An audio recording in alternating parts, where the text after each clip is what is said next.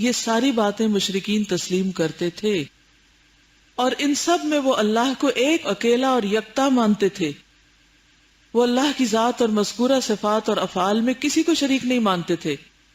البتہ ان سب باتوں میں اللہ کو ایک ماننے کے بعد وہ کہتے تھے، کیا اللہ نے اپنے بعض مقرب اور مقبول بندوں مثلاً پیغمبروں اور نبیوں کو، اولیاء کرام اور بزرگان دین کو، اچھے اور نیکوکار لوگوں کو اس دنیا کے بعض کاموں میں کچھ تصرف کرنے کا اختیار دے دیا ہے.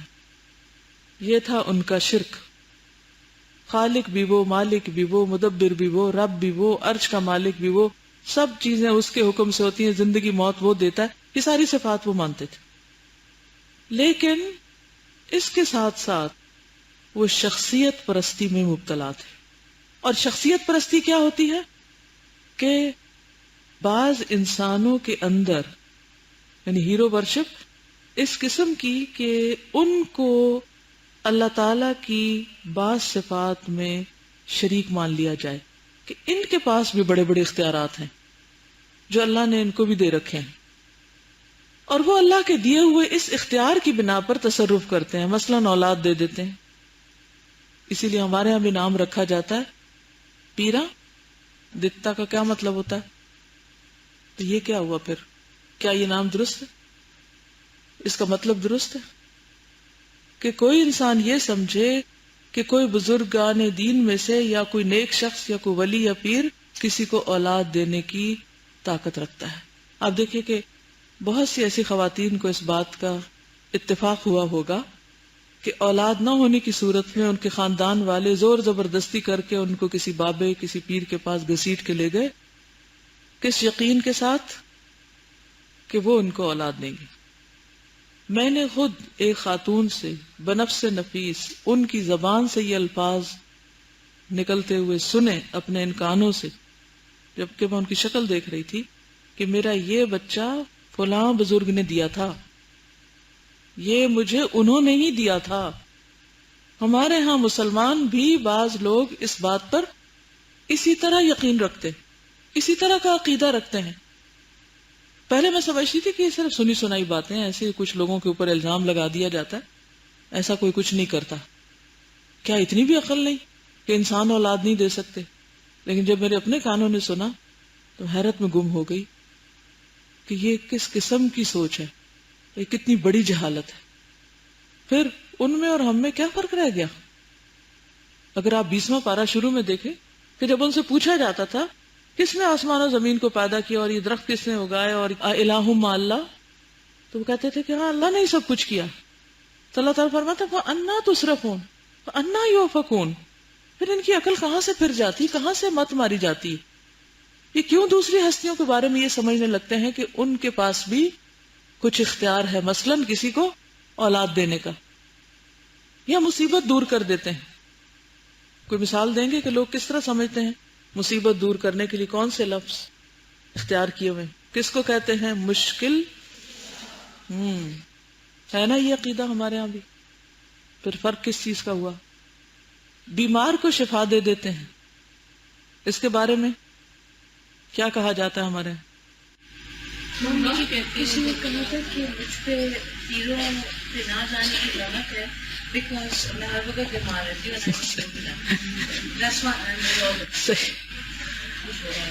ہوں.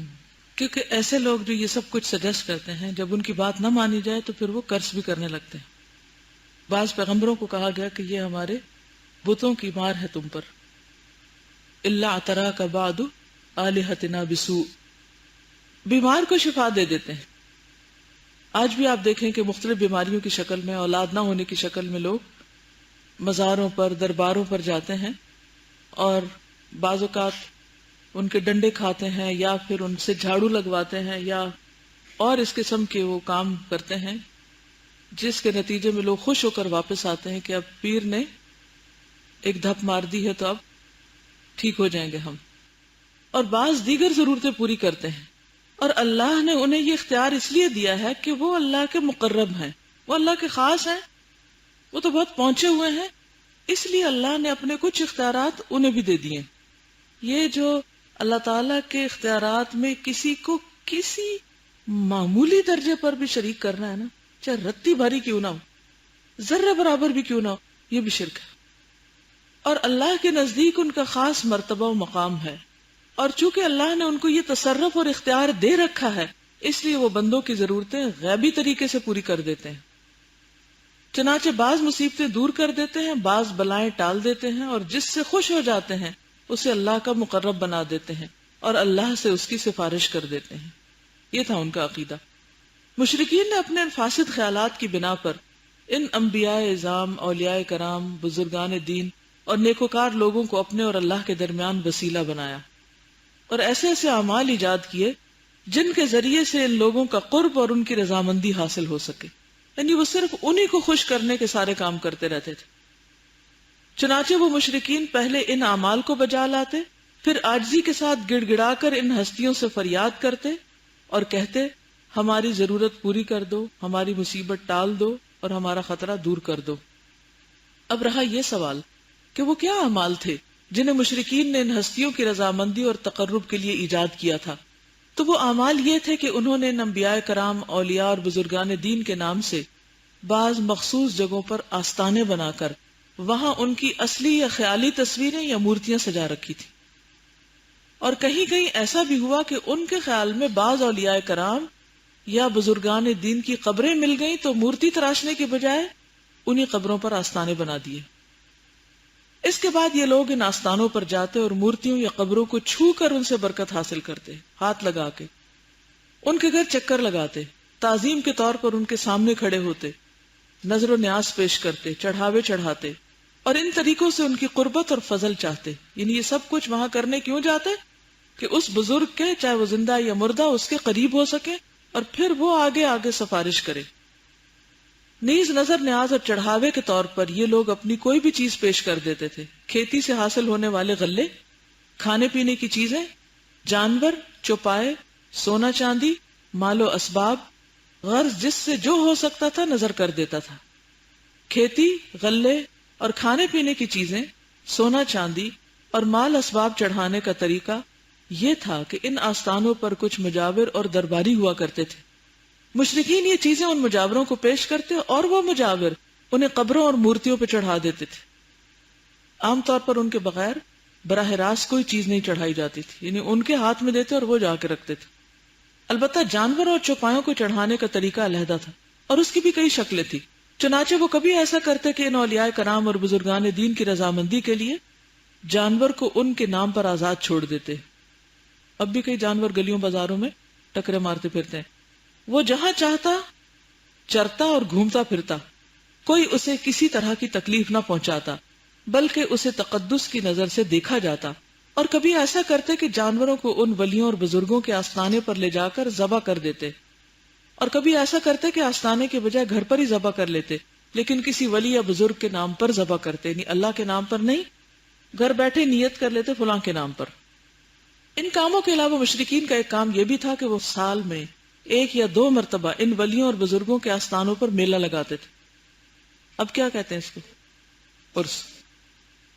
اس کے لیے خاص تعریفوں میں ہر طرف سے لوگ اکٹھے ہوتے اور اوپر ان کی جو حرکتیں ذکر کی گئی ہیں وہ سب کرتے، یعنی آستانوں کو چھو کر برکت حاصل کرتے، ان کا طواف کرتے، نظر نیاز پیش کرتے، چڑھاوے چڑھاتے، جانور قربان کرتے وغیرہ۔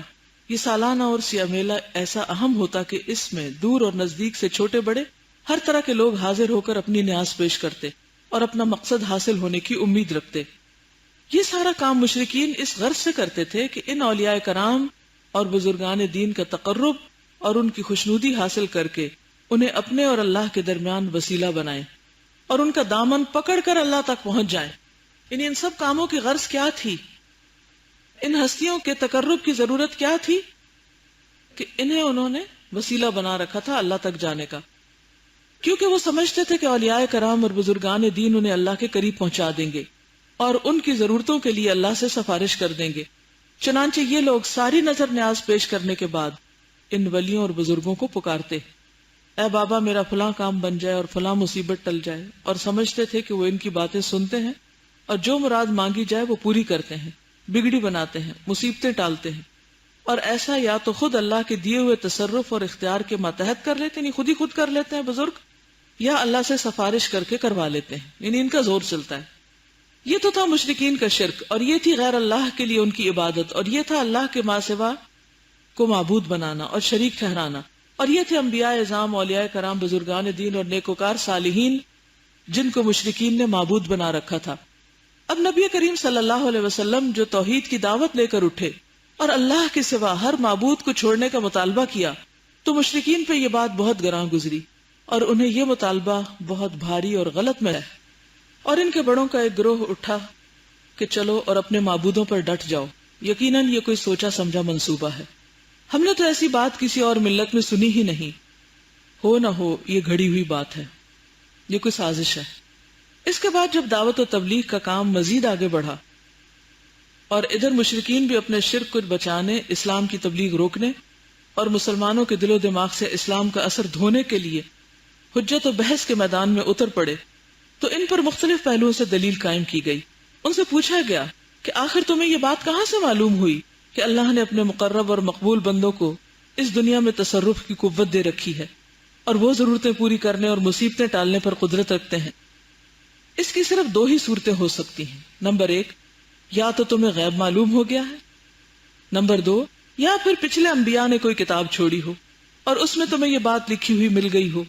چنانچہ اللہ تعالیٰ نے فرمایا، ام عندهم الغیب فهم یکتبون،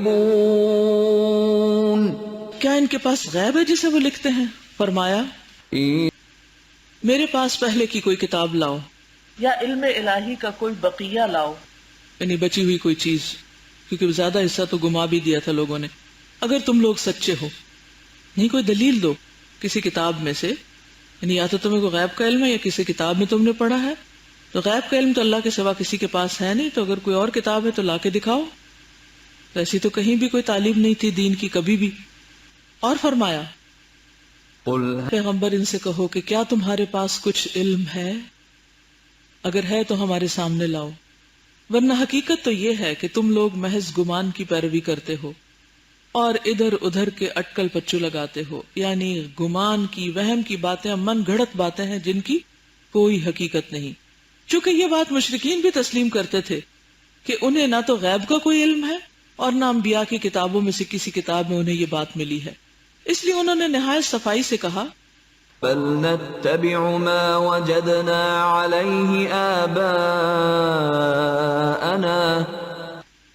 بلکہ ہم نے اپنے باپ دادا کو جس بات پر ہم بھی انہی کی ڈگر پہ چل رہے ہیں، انہی کے رستے سے ہدایت یافتہ ہیں۔ اس جواب سے جب مشرکین کی جہالت اور بے بسی کھل گئی تو ان سے کہا گیا کہ دیکھو، ان اللہ یعلم وانتم لا تعلمون، تم لوگوں کو تو نہیں معلوم لیکن اللہ جانتا ہے، اس لیے اس کی بات سنو۔ وہ تمہارے ان شرکا کی حقیقت بتلاتا ہے اور کہتا ہے، بے شک اللہ کے ماں سوا جن کو تم لوگ پکارتے ہو وہ تمہارے جیسے بندے ہی ہیں، یعنی جو چیزیں اللہ کے ساتھ مخصوص ہیں ان پر جس طرح تم کو قدرت حاصل نہیں، اسی طرح تمہارے ان شرکا کو بھی ان پر قدرت حاصل نہیں، پس تم اور وہ دونوں بے بس ہونے اور قدرت نہ رکھنے میں یکساں اور برابر ہو۔ اسی لیے اللہ نے ان کو چیلنج کیا، پھر اگر تم سچے ہو تو ذرا ان کو پکارو اور وہ تمہاری مراد پوری کر کے دکھا دیں۔ اللہ تعالیٰ نے یہ بھی، تم لوگ اللہ کے ماں سوا جن کو پکارتے ہو وہ کھجور کی گٹلی کے چھلکے کے برابر بھی اختیار نہیں رکھتے، ذرہ برابر بھی ان کا کوئی اختیار نہیں۔ اگر تم انہیں پکارو تو وہ تمہاری پکار نہ سنیں گے، اور اگر بل پر سن بھی لیں تو جواب نہ دے سکیں گے، اور قیامت کے دن تمہارے اس شرک کا انکار کر دیں گے، اور ایک خبر رکھنے والے جیسی خبر تمہیں کوئی اور نہیں دے سکتا۔ یعنی اللہ جانتا ہے اور ہر چیز کی خبر رکھتا ہے، لہذا اس نے جو یہ بات بتائی ہے تو یہی صحیح ہے، کوئی اس کے بجائے کچھ اور بتائے تو وہ غلط ہے۔ نیز فرمایا،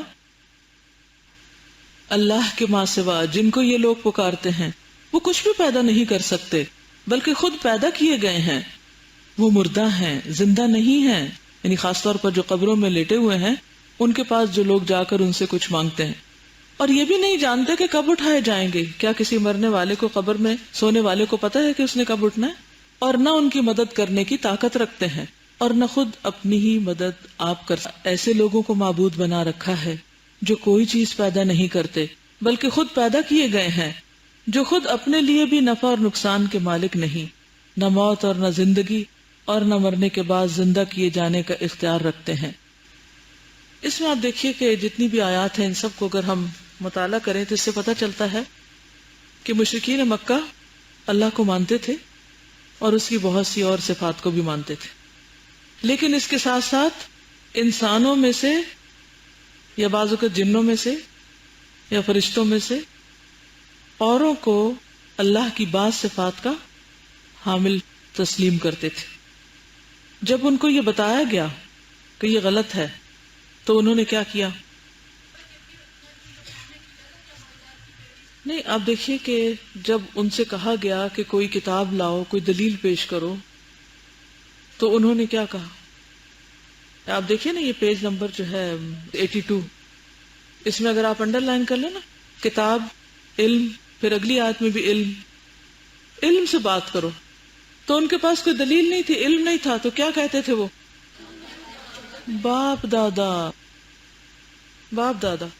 پھر انہیں سمجھایا گیا کہ دیکھو عقل سے کام لو۔ وہ سنتے ہی نہیں، سن لیں تو جواب نہیں دیتے، وہ کسی چیز کے مالک نہیں، انہوں نے کچھ پیدا نہیں کیا، وہ مردہ ہیں، وہ جانتے نہیں کہ دوبارہ کب اٹھائے جائیں گے، وہ اپنی مدد آپ بھی نہیں کر سکتے، وہ کسی کے لیے نفع اور نقصان کے مالک نہیں۔ کتنے زبردست دلائل ہیں جو قرآن نے دیے ہیں۔ آج بھی آپ دیکھیں کہ جو لوگ اللہ کے سوا اوروں سے مدد طلب کرتے ہیں یا اوروں کے بارے میں سمجھتے ہیں کہ ان کے پاس بھی کچھ اختیارات ہیں، اور جب ان سے کہا جائے کہ ایسا نہیں، تو کہتے نہیں، ہم ان کو خدا نہیں مانتے، بس ہم کیا کہتے ہیں کہ وہ ہمیں اللہ کے قریب کرتے ہیں، اور ان کا اللہ پہ زور چلتا ہے اور یہ اپنی باتیں منوا لیتے ہیں، گویا ہماری دعاؤں کی قبولیت انہی کے ذریعے ہوتی، اسی لیے وہ وہاں دعا کرنے جاتے ہیں۔ پوچھے نا کہاں گئے تھے؟ عام طور پر جو مزاروں پہ جاتے ہیں ان سے پوچھا جائے کہاں گئے تھے تو کیا کہتے ہیں؟ دعا کرنے گئے تھے یا کرانے گئے تھے۔ کسی زندہ انسان سے دعا کے لیے کہنے میں تو کوئی حرج نہیں، لیکن خاص طور پر ٹریول کر کے کسی خاص مزار میں یا کسی خاص ایسی جگہ پہ جا کے اس سے کہنا کہ تم دعا کرو، اور اس یقین کے ساتھ لوٹنا کہ اب ہمارا کام ہو جائے گا، کیونکہ ان کے پاس کچھ نہ کچھ اختیار ہے۔ تو یہ جو سوچ ہے نا کہ انسانوں کے پاس کچھ اختیار ہے، یہی دراصل شرک ہے۔ کسی انسان کے پاس کچھ اختیار نہیں، ہاں اللہ چاہے تو کسی کی دعا سن لے، کسی کی سفارش سن لے، نہ چاہے تو نہ سنے۔ تو یہ یقین نہیں رکھنا چاہیے کہ اس کی تو ضرور سنی جائے گی۔ تو یہ کتنی زبردست سارے دلائل دیے گئے ہیں۔ آج بھی اگر آپ لوگوں کو شرک سے روکنا چاہیں، اگر آپ کے گھر والوں میں سے، خاندان والوں میں سے کچھ بھی، تو بہت تحمل کے ساتھ، آرام سے، پیار سے، حکمت کے ساتھ انہی چیزوں کے بارے میں سوال کرنا چاہیے۔ پہلے تو مشکل کو جاننا چاہیے کہ لوگ مانتے کیا ہیں، ان کا عقیدہ ہے کیا۔ یہ نہیں کہ آپ ان پہ الزام لگا دیں۔ کئی لوگ تو بس دیکھا دیکھی چل پڑتے ہیں نا، کہیں خود بھی نہیں ان کو پتا ہوتا کہاں جا رہے ہیں، کیوں جا رہے ہیں، پھر وہاں سے کچھ جراثیم لے کے آتے ہیں، کچھ نہ کچھ ویسے ہی ہو جاتے ہیں، ویسا سوچنے لگتے ہیں۔ تو بجائے اس کے کہ ان کو ناراض ہوا جائے اور ان کے ساتھ بد اخلاقی برتی جائے، ان سے پوچھا جائے، ڈائلاگ کیا جائے، اور پھر ان سے کوسچن کیا جائے، ان سے دلیل مانگی جائے، اور پھر جب وہ کوئی دلیل لائیں تو انہیں قرآن ہی سے بتایا جائے کہ جن کے بارے میں وہ ایسی سوچ رکھتے ہیں ان کے پاس تو کوئی اختیار ہے ہی نہیں، اور اتنے بے اختیار ہیں جیسے وہ مکھی کی بات آتی ہے نا کہ اگر مکھی ان سے کچھ اڑا کے لے جائے تو وہ واپس بھی نہیں لا سکتے۔ ایک بات ہے کہ لوگوں کو بتاتے وقت کوشش پوری کیجیے احتیاط کے ساتھ، سنبھل کے بات، کہ ان کو ڈیفینسو نہ ہونے دیں، کہ جس وقت وہ اپنے حق میں بولنے لگتے ہیں نا اور بحث کرنے لگتے ہیں اور انا کا شکار ہو جاتے ہیں، پھر وہ عقیدے کا مسئلہ تو پیچھے رہ جاتا ہے، پھر وہ ذات کا مسئلہ بن جاتا ہے۔ تو پھر وہ جب ایگو کا مسئلہ بن جاتی ہے کوئی چیز، تو پھر حق پیچھے چلا جاتا ہے، پھر ایگو آگے آ جاتی ہے، پھر بات خراب ہو جاتی اور لوگ اس کو سمجھتے نہیں۔ ایک بات یاد رکھیے، مجھے یہ حدیث بہت ہی خوبصورت لگتی ہے اور دلوں کا نرم کرنے والی چیز بھی ہے، کہ رسول اللہ صلی اللہ علیہ وسلم نے ہی فرمایا تھا۔ آپ صلی اللہ علیہ وسلم ایک دیہاتی آدمی کے پاس پہنچے، کم علم آدمی تھا، تو وہ کہتا ہے کہ آپ آئے، آپ نے میرا ہاتھ پکڑا، ہاتھ پکڑ کر مجھے کچھ باتیں سکھائیں۔ جو اللہ نے ان کو سکھائی تھی. اور فرمایا تم جس چیز کو بھی اللہ کے خوف سے چھوڑ دو گے اللہ تعالیٰ تمہیں اس سے بہتر چیز عطا فرمائے گا. جس چیز کو تم صرف اللہ کے ڈر سے چھوڑ دو گے اللہ تمہیں اس سے بہتر چیز دے گا. اب آپ دیکھیے کہ کتنا خوبصورت انداز ہے تبلیغ کا. دیہاتی کام پڑھے لکھے شخص کے پاس خود جا رہے ہیں, کوئی تکبر نہیں ہے نا, خود جا رہے ہیں. ہمارے معاشرے میں جو لوگ اس قسم کے کام کرتے ہیں عام طور پر بہت علم نہیں رکھتے ہوتے, صرف آباء و اجداد کی پیروی کر رہے ہوتے ہیں یا وہ اپنی ٹریڈیشنز کو فالو کر رہے ہوتے ہیں. ہمیں کیا کرنا چاہیے؟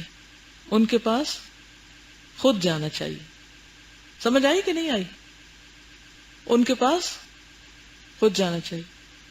پھر ان کے پاس بیٹھ کر ان کے لیول پر بیٹھ کے بات کرنی چاہیے, ساتھ بیٹھ جانا چاہیے, ان کا ہاتھ پکڑ لینا چاہیے. ہاتھ پکڑنے سے کیا ایفیکٹ آتا ہے؟ ذرا پکڑ کے ایک دوسرے کی بات کریں نا, ایک دوسرے کا ہاتھ پکڑ کے بات کریں. نہیں, ہاتھ ملانے کی بات میں نے نہیں کیا. آپ سلام دعا شروع ہو گئے جی, ایک دم آپ کنیکٹ کر جاتے ہیں دوسرے کے ساتھ. اپنائیت کا احساس ہوتا ہے, قربت کا احساس ہوتا ہے. جب کسی کو یہ پتا چلے نا کہ آپ پارٹی کے پیڈسٹل پہ کھڑے اور آپ بڑی اونچی ہستی ہیں اور دوسرا تو انتہائی جاہل اور وہ تو بڑی چھوٹی چیز ہے, اور پھر آپ ان کو لیکچر جھاڑنا شروع کر دیں, تو اس کے کیا نتائج سامنے آتے ہیں, کیا رزلٹ سامنے آتے ہیں؟ بالکل الٹ جاتی ہے بات. لیکن اگر آپ کسی کے پاس بھی جائیں اور اس کو یہ احساس نہ ہونے دیں کہ اس کو تو کچھ پتہ ہی نہیں, محبت سے پیش آئیں, قریب بیٹھیں, ساتھ بیٹھیں اور کچھ اس سے پوچھیں تمہیں کچھ اچھی اچھی باتیں بتاؤں جو میں نے اللہ کے کلام میں سے سیکھی. کیونکہ اس حدیث میں بھی کیا آتا ہے کہ آپ نے مجھے وہ باتیں سکھائی جو اللہ نے آپ کو سکھائی تھی. تو ہم کیا کہہ سکتے ہیں؟ جو قرآن میں ہم نے سیکھی ہیں. یعنی ڈائریکٹ اپنے پاس سے بحثیں کر کے ان کو مت الجھائیں کہ یہ جو آپ کرتے ہیں یہ سب غلط ہے. پہلے بیٹھیں, مانوس کریں, پھر آپ کہیں کہ آپ کو میں کچھ باتیں بتاؤں جو میں نے قرآن میں سیکھی. پھر اس کے بعد آپ اس شخص کے حسب حال کوئی آیات سلیکٹ کر لیجئے. اچھا تو ہے کہ قرآن کھول کے دیکھ لیجئے کہ آپ دیکھیے یہ کیا لکھا ہوا ہے, یہ مجھے بہت اچھا لگا, اور پھر اس کے انٹرسٹ کی بات کیجئے. یہ نہیں کہ وہ شرک میں انٹرسٹ رکھتا تو آپ اس کے انٹرسٹ کی بات کریں. مطلب یہ ہے کہ بعض آیات کے آگے پیچھے کچھ ایسی آیات ہوتی ہیں جو گراؤنڈ پریپیئر کر دیتی ہیں, ایک ماحول تیار کر دیتی ہیں.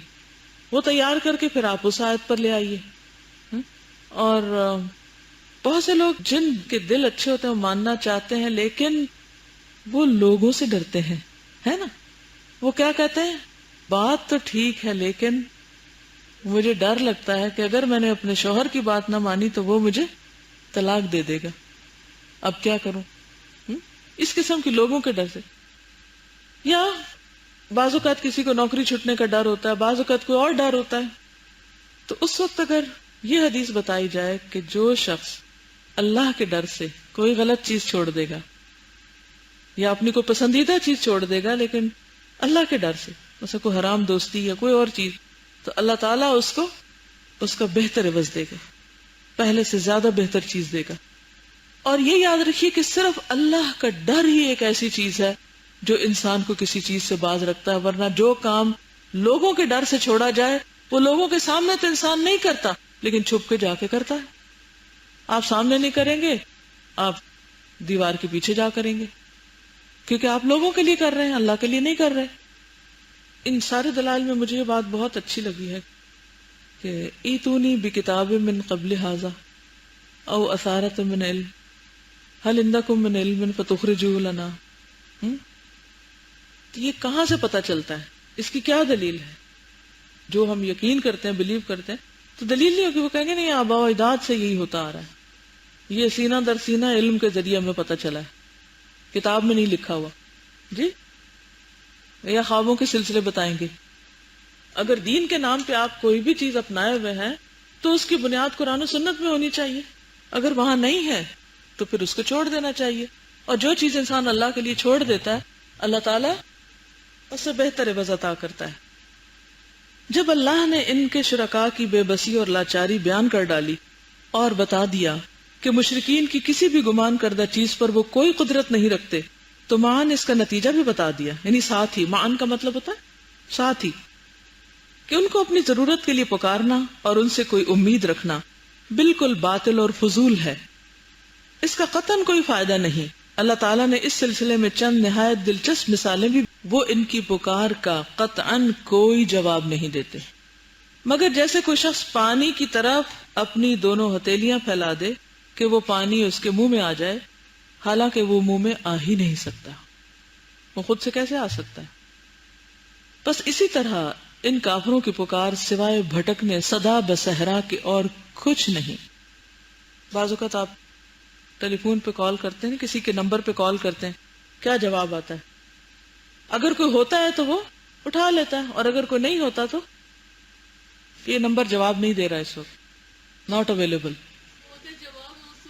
جی جواب موصول نہیں ہو رہا کیونکہ کوئی ہے ہی نہیں آگے، کہاں سے جواب آئے؟ تو اسی طرح جن کو تم کسی مقام پہ رکھے ہوئے وہ اس مقام پہ ہے ہی نہیں، وہاں ملیں گے ہی نہیں، جواب کہاں سے آئے گا؟ یہ بات بیان کر کے مشرکین سے ذرا سوچنے کے لیے کہا گیا ہے۔ وہ جانتے تھے کہ اللہ تعالیٰ ہی نے ہر چیز کو پیدا کیا ہے، اور ان کے معبودوں نے کچھ بھی پیدا نہیں کیا، اور نہ وہ کچھ پیدا کرنے کی طاقت رکھتے ہیں، بلکہ وہ خود اللہ کے پیدا کیے ہوئے ہیں۔ اس لیے ان سے کہا گیا کہ تم نے تو اللہ کو جو خالق اور قادر ہے اور اپنے ان شرکاء کو جو مخلوق اور بالکل بے بس ہیں یکساں اور برابر کر دیا۔ بھلا یہ کیا بات ہوئی کہ تم اللہ کو بھی پوچھتے ہو اور ان شرکاء کو بھی پوچھتے ہو، اللہ کو بھی پکارتے ہو اور ان کو بھی پکارتے ہو، آخر عبادت اور پکار کے معاملے میں تم نے دونوں کو برابر کیسے کر دیا؟ یعنی حیرت کی بات یہ کہ اللہ کو بھی پکارے، اس کو بھی پکارے، اس کو پکارے، اس کو، دو کو پکار کے تم کر کیا؟ کیا جو پیدا کرتا ہے وہ پیدا نہ کرنے والے کی طرح ہے؟ تم لوگ سمجھتے کیوں نہیں؟ جو بھی لوگ انسانوں کو پکارتے ہیں نا، ان سے پوچھنا چاہیے کہ کیا اللہ کو پکارنا کافی نہیں؟ اللہ نہیں سنتا؟ اللہ تو کہتا ہے میں تو سنتا ہوں، ہر ایک کی سنتا ہوں۔ جب یہ سوال ان کے سامنے رکھا گیا تو بالکل بھونچکا رہ گئے، یعنی حیران رہ گئے، ان کی ساری حجت اور بحث جاتی رہی، وہ شرمندہ ہو کر چپ ہو رہے۔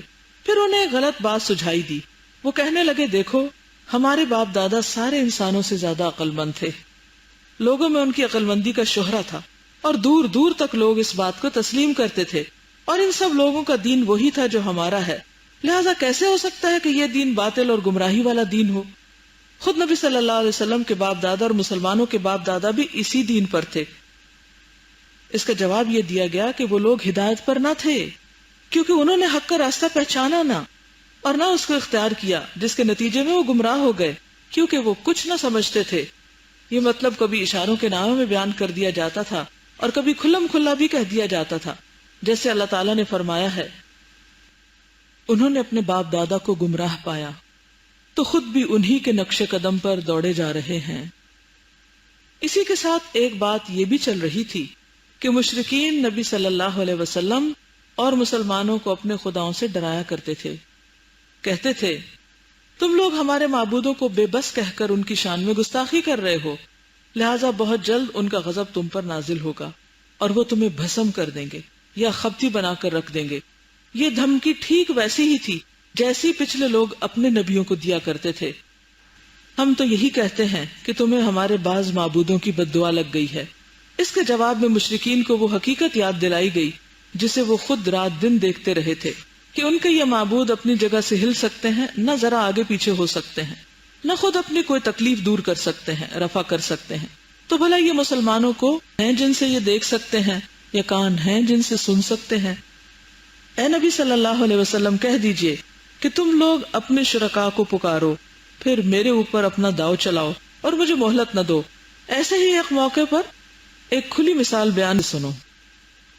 اللہ کے سوا جن کو تم پکارتے ہو وہ تو کسی طرح ایک مکھی بھی پیدا نہیں کر سکتے، خواہ اس کے لیے سب کے سب جمع ہو جائیں، اور اگر مکھی ان سے کچھ چھین لے تو وہ چھڑا بھی نہیں سکتے۔ طالب و مطلوب دونوں کمزور ہیں، مددگار سمجھتے ہیں۔ ان کی مثال اس مکڑی جیسی ہے جس نے گھر بنایا، اور یقیناً سب سے کمزور گھر مکڑی کا ہے، اسپائڈر کا جو ویب بناتا ہے۔ کاش یہ لوگ جانتے۔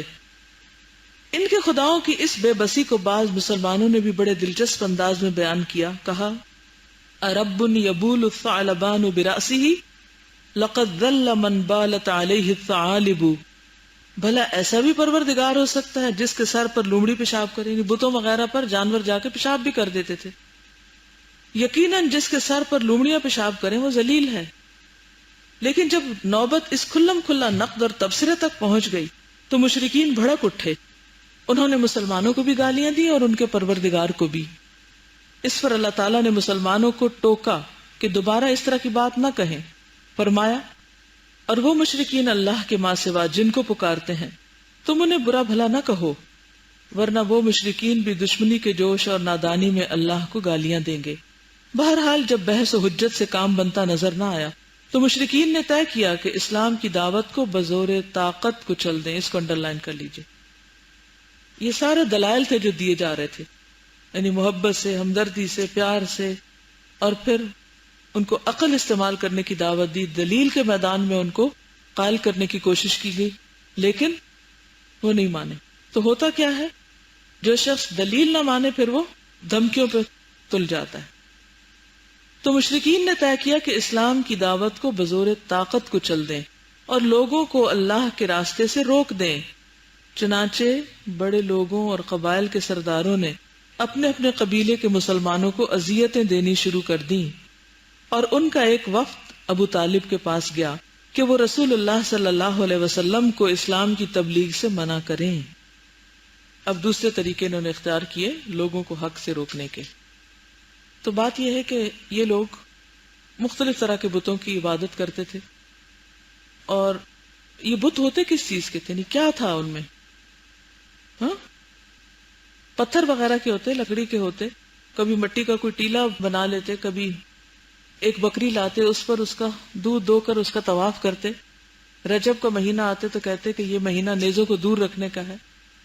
چنانچہ ہمارے پاس لوہے کے بنے ہوئے جتنے بھی تیر یا نیزے ہیں ہم اس مہینے میں اپنے سے دور رکھتے ہیں اور انہیں کسی اور طرف پھینک دیتے ہیں. یعنی طرح طرح کی خرافات انہوں نے اکٹھی کر لی تھی. یعنی شرک کی ایک قسم نہیں تھی، بے شمار قسمیں پھر ایجاد ہو گئی تھی. آغاز اسی سے ہوا تھا جس کا ذکر پہلے کیا.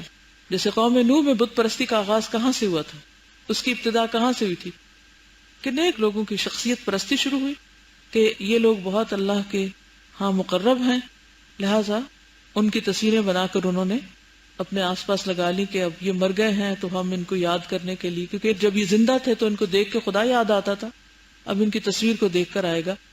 لہذا آہستہ آہستہ اگلی جنریشن وہ مقصد بھی بھول گئی اور انہوں نے ان کے بت بنا لیے اور پھر ان کی پوجا کرنے لگے. اور جب انہیں روکا جاتا تو وہ کہتے کہ یہ ہمیں اللہ سے قریب کرتے ہیں. تو شرک بھی سٹیپ بائی سٹیپ پھیلتا ہے. چھوٹی چھوٹی چیزیں جو ہیں اگر ان کو کنٹرول نہ کیا جائے تو بڑی بن جاتی. ٹھیک ہے، جزاکم اللہ خیرا. سبحانک اللہم و بحمدک نشہد ان لا الہ الا انت نستغفرک و نتوب الیک. السلام علیکم و رحمۃ اللہ وبرکاتہ.